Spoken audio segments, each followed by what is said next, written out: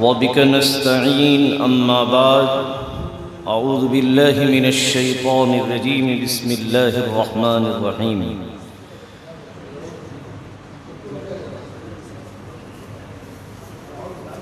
إنما يخشى الله من عباده العلماء صدق الله العظيم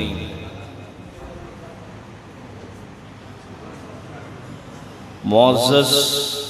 مہمانان اعظام، اساتذہ کرام و طلبہ عزیز،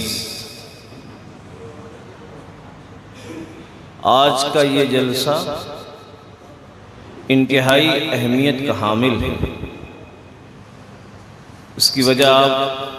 بخوبی جانتے ہیں کہ آج یوم آزادی ہے۔ ہمارا یہ ملک بھارت اسی 15 اگست کو آزاد ہوا اور ہم لوگوں نے آزادی کے سائے میں زندگی گزارنا شروع کیا۔ غلامی انتہائی زحمت ہے، مصیبت ہے، آزمائش ہے، اور آزادی اور حریت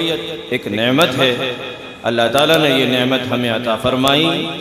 اس خوشی میں، اس مسرت میں آج کی یہ تقریب منعقد کی گئی ہے۔ ہر ایک جلسے کے لیے ایک صدر ہوتا ہے، ایک قائد ہوتا ہے، ایک قوم کے لیے ایک رہبر ہوا کرتا ہے، جس کی رہبری میں، جس کی دستگیری میں، جس کی قیادت میں وہ جلسہ، وہ قوم اپنی منزل مقصود تک پہنچتی ہے۔ آئیے آج کے اس اہم جلسے کی صدارت کے لیے ہم مجلس منتظمہ کے صدر محترم جناب حاجی عبدالرشید صاحب، صدر مجلس منتظمہ کا نام میں اس امید کے ساتھ پیش کرتا ہوں کہ حضرت ہماری اس دعوت کو قبول فرما کر آج کی اس جلسے کی صدارت کو قبول فرمائیں گے۔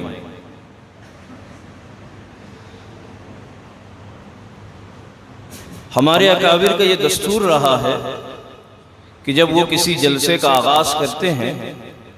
تو قرآن مقدس کی مقدس آیات کے ذریعے سے اس جلسے کا آغاز کرتے ہیں۔ وہ قرآن جو ہدایتوں کا مرکز ہے،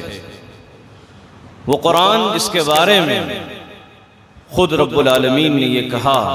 اِنَّا عَرَضْنَا الْأَمَانَةَ عَلَى السَّمَاوَاتِ وَالْأَرْضِ وَالْجِبَالِ، کہ یہ اتنا مقدس کلام ہے کہ هَذَا كِتَابٌ أَنزَلْنَاهُ مُبَارَكٌ، بڑی برکت والی کتاب ہے کہ یہ قرآن جس جگہ ہوتا ہے وہاں رحمتوں و برکتوں کا نزول ہوتا ہے۔ آئیے ہم اس بابرکت مجلس کا آغاز بابرکت قرآن مقدس کی آیات بینات کے ذریعے سے کریں، اور گزارش کرتے ہیں دارالعلوم مومن پورہ ناگپور کے شعبہ تجوید کے ایک طالب علم جن کا تعلق درجہ حفظ دال سے ہے، میری مراد مسعود احمد ہے، ابن قاری مسعود احمد، تشریف لائیں اور قرآن مقدس کی آیات بینات کے ذریعے سے آج کی اس بابرکت مجلس کا آغاز کریں۔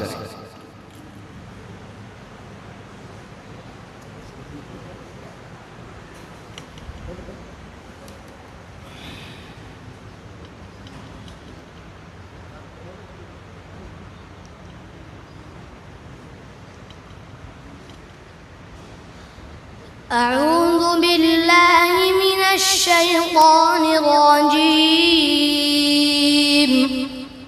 بسم اللہ الرحمن الرحیم،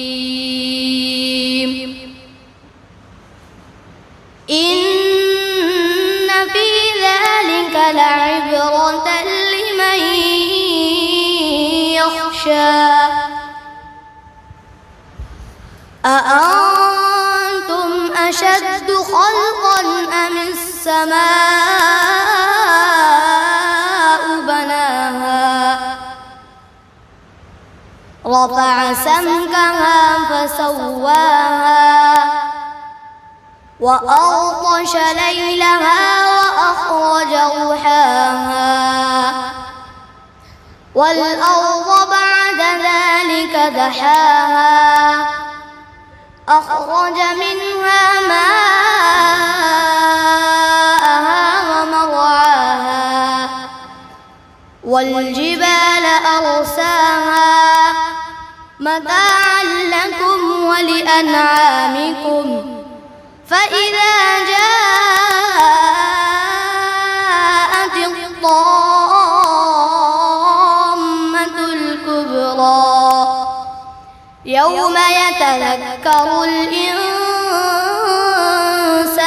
ما سعى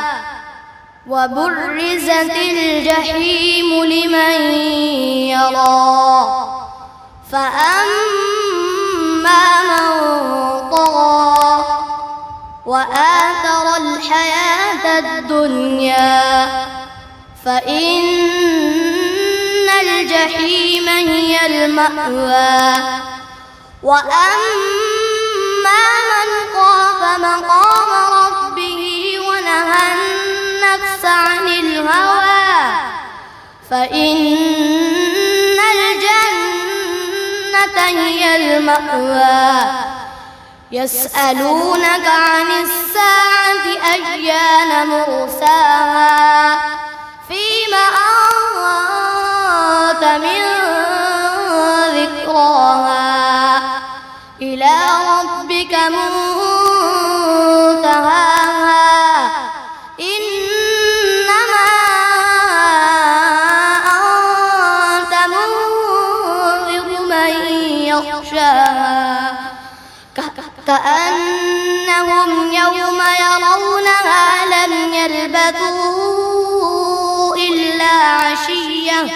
لم يلبثوا إلا عشية أو ضحاها صدق الله